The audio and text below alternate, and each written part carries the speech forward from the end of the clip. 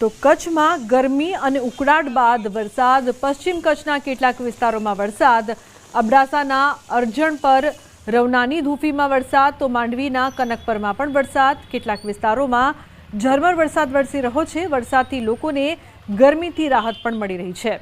મેહુલ જોડાયા છે phone line પર વધુ માહિતી આપવા માટે. મેહુલ, શું વધુ અપડેટ છે સમગ્ર મામલે?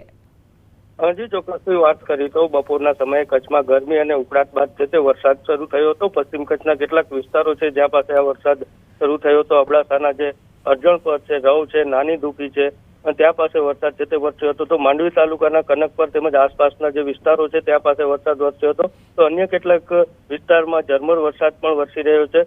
વરસાદથી છે તે વાતાવરણમાં ઠંડક પ્રસરી છે અને લોકોને ગરમીમાંથી રાહત મળી છે. જી બિલકુલ મેહુલ, આભાર સમગ્ર માહિતી બદલ. તો લોકોને ગરમીથી રાહત પણ મળી રહી છે. વરસાદની શરૂઆત કચ્છમાં પણ.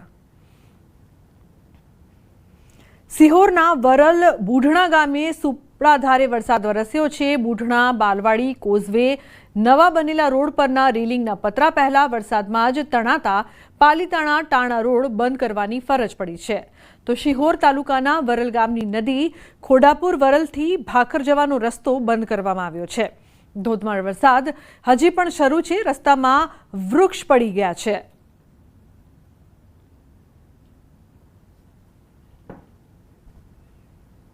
તો બીજી તરફ ભાવનગર જિલ્લાના મહુવામાં વહેલી સવારથી પડી રહેલા ભારે વરસાદના કારણે નીચાણવાળા વિસ્તારમાં પાણી ભરાયા છે. મહુવા શહેર સહિત તરેડ ગામના નીચાણવાળા વિસ્તારમાં પાણી ભરાતા લોકોને ભારે મુશ્કેલી પડી રહી છે.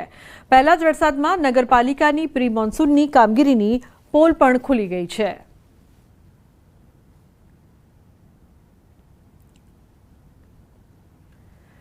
તો ભાવનગર જિલ્લાના પાલીતાણામાં વહેલી સવારથી પડી રહેલા ભારે વરસાદના કારણે નીચાણવાળા વિસ્તારો બેટમાં ફેરવાઈ ગયા છે. પાણી ભરાતા લોકોની મુશ્કેલી પણ વધી ગઈ છે. પહેલા જ વરસાદમાં નગરપાલિકાની પ્રી મોન્સૂનની કામગીરીની પોલ પણ ખુલી ગઈ છે. તો પાલીતાણાના દુધાળા, ઘેટી, નાનીમાળ, આદપુર સહિતના ગામડાઓમાં વાવણી લાયક વરસાદ થયો છે. તો વહેલી સવારથી મેઘરાજાની ધડબડાટી જોવા મળી રહી છે. ભાવનગર પાણી પાણી થયું હોય તેવા દ્રશ્યો જોવા મળી રહ્યા છે. તો નીચાણવાળા વિસ્તારોમાં ઘૂંટણ સુધીના પાણી છે તે ભરાયા છે, જેના કારણે લોકોને હાલાકીનો સામનો કરવો પડી રહ્યો છે.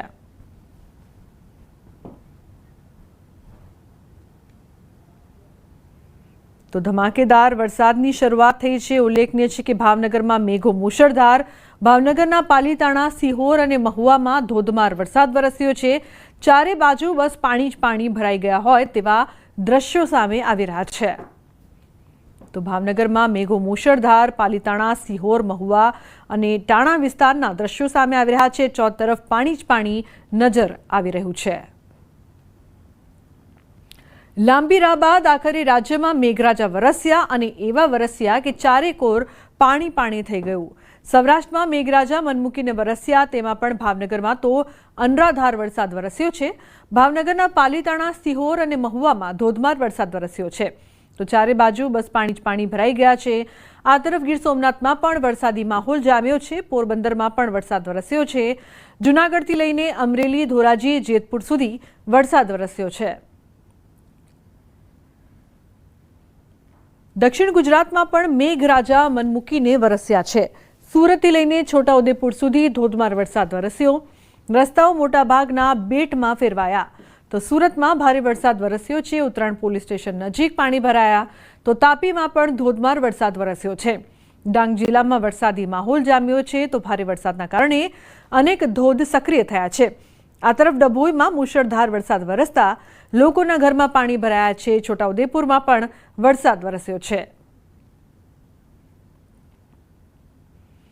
સુરતમાં ગાજવીજ સાથે વરસાદ વરસ્યો. કડાકા ભડાકા સાથે પડેલા વરસાદના લાઈવ દ્રશ્યો સામે આવ્યા છે. સરથાણા વિસ્તારમાં આકાશમાંથી વીજળી વરસતી હોવાના લાઈવ દ્રશ્યો કેમેરામાં કેદ થયા. તો રાજહંસ ટાવર પર વીજળી પડી અને વીજળીના લાઈવ વિડીયો સોશિયલ મીડિયામાં વાયરલ થયા છે. વાયરલ વિડીયોમાં જોવા મળતી વીજળી પડતા દ્રશ્યો ફ્લેટમાંથી કોઈ વ્યક્તિ દ્વારા લાઈવ દ્રશ્યો કેમેરામાં કેદ કરાયા છે. તો સુરતમાં વહેલી સવારે પડેલા વરસાદે પાલિકાની પ્રી મોન્સૂનની કામગીરી સામે ઊભા કર્યા સવાલ.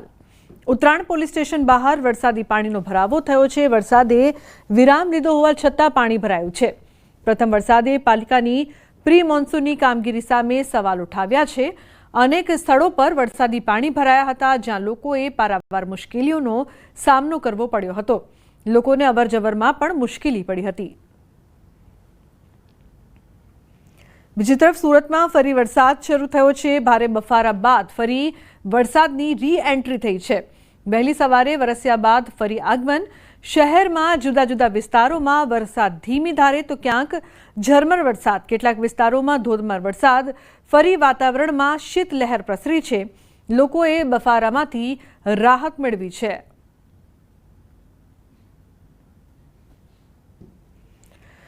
સુરતમાં રવિવારે સાંજે ભારે પવન સાથે વરસાદ વરસ્યો છે, તો સમગ્ર સુરત શહેરમાં કુલ 28 ઝાડ પડવાના બનાવો પણ સામે આવ્યા હતા।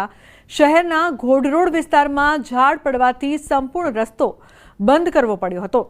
સ્થાનિક લોકો દ્વારા ફાયરને જાણ કરવામાં આવી હતી। અડાજણ ખાતે લીમડાનું તોતિંગ વૃક્ષ ધરાશાયી થયું, તો રોડ પર ચાલતી કાર પર વૃક્ષ પડતા વાહન ચાલકનો બચાવ થયો હતો। શહેરના અનેક વિસ્તારમાં વૃક્ષ પડતા ફાયર વિભાગ દોડતું થયું હતું। તાપી જિલ્લાના વાતાવરણમાં સતત ત્રીજા દિવસે પલટો। હવામાન વિભાગની આગાહીની વચ્ચે વરસાદી વાતાવરણ સર્જાયું। ડોલવણ તાલુકાના ચુનાવાડી, પદમડુંગરી સહિતના વિસ્તારોમાં વરસાદી માહોલ, તેમજ જિલ્લામાં વ્યારા સહિતના આસપાસના વિસ્તારોમાં હળવા વરસાદી ઝાપટા પડ્યા। તો વરસાદના કારણે સમગ્ર પંથકમાં ઠંડક પ્રસરી હતી। વાવણી લાયક વરસાદની શરૂઆત થતાં ખેડૂતોમાં ખુશીની લહેર જોવા મળી હતી। ડાંગના ગુજરાત સરકારના હવામાન ખાતાએ દક્ષિણ ગુજરાતમાં ઓરેન્જ એલર્ટ આપ્યું છે। ગતરોજ ડાંગ જિલ્લામાં ભારે વરસાદને પગલે અનેક ધોધ સક્રિય થયા। આહવા વઘઈ રોડ પર આવેલા ઘોગાલી ઘાટમાં આવેલ ધોધનું રૌદ્ર સ્વરૂપનો વિડીયો સોશિયલ મીડિયામાં વાયરલ થયો છે। તો ડાંગમાં વરસાદ પડતા પ્રવાસીઓમાં ખુશીનો માહોલ જોવા મળી રહ્યો છે। તો અનેક ધોધ સક્રિય થયા છે ડાંગમાં। ડાંગ જિલ્લામાં વરસાદી માહોલ।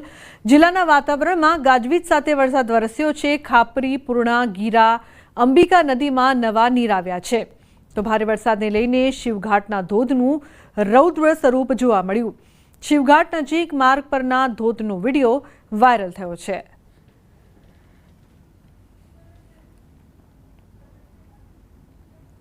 તો ડાંગ જિલ્લામાં પ્રથમ વરસાદ બાદ હરિયાળી જોવા મળી રહી છે। ડાંગ જિલ્લાના પહાડી વિસ્તારોમાં વાદળ નીચે આવ્યાનો વિડીયો પણ સામે આવ્યો છે।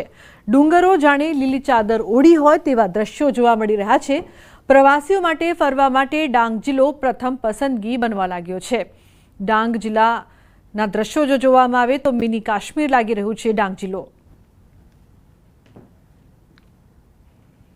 છોટાઉદેપુરના નસવાડીની અશ્વિન નદી બે કાંઠે વહેતી જોવા મળી છે। ઉપરવાસમાં ધોધમાર વરસાદ પડતા અશ્વિન નદી બે કાંઠે નસવાડી તાલુકાના કુકાવટી ગામ પાસેનો કોઝવે પાણીમાં ગરકાવ થયો છે।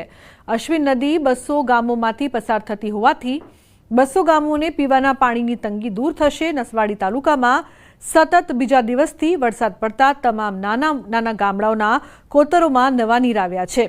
જ્યારે કુકાવટી ગામે લો લેવલના કોઝવે ઉપર કોન્ક્રીટનો સ્લેબ ધોવાતા વાહન ચાલકોને મુશ્કેલીનો સામનો કરવો પડી રહ્યો છે। વરસાદ પડે છે આ પરિસ્થિતિ આજ બધી પશુઓને પાણી પીવાની તકલીફ પડી દૂર થઈ જાય છે અને અશ્વિન નદી બે કાંઠે વહી રહી છે। એ પરિસ્થિતિ અમને આ રોડ ખરાબ થઈ ગયો છે એટલે બાઇકો ધીરે ધીરે કંઈ કાઢે છે બધા અને નીકળવામાં મુશ્કેલી પડે છે। તો આ તરફ દ્વારકા જિલ્લામાં પણ વરસાદી માહોલ છે। દ્વારકા જિલ્લાના ભાણવડ, કલ્યાણપુર અને ખંભાળિયા પંથકમાં ધીમી ધારે વરસાદ વરસી રહ્યો છે। ભાણવડ, કલ્યાણપુર તાલુકામાં વરસાદ વરસ્યો છે। ભાણવડ તાલુકાના ગુંદા, નવાગામ, મોરજર, સઈ દેવડિયા સહિતના ગ્રામ્ય વિસ્તારમાં ધીમી ધારે વરસાદ વરસી રહ્યો છે।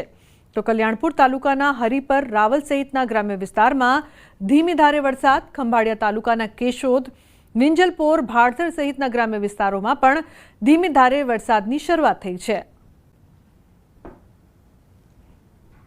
ગીર સોમનાથ જિલ્લામાં વરસાદનું આગમન થયું છે। મોડી રાતથી જિલ્લાભરમાં ધીમી ધારે મેઘરાજાનું આગમન થયું છે। મેઘરાજાનું આગમન થતાં ખેડૂતો હરખાયા છે। લોકોને ગરમીથી આંશિક રાહત પણ મળી છે। તો વરસાદના વિરામ બાદ ખેડૂતો કરી શકે છે વાવણી।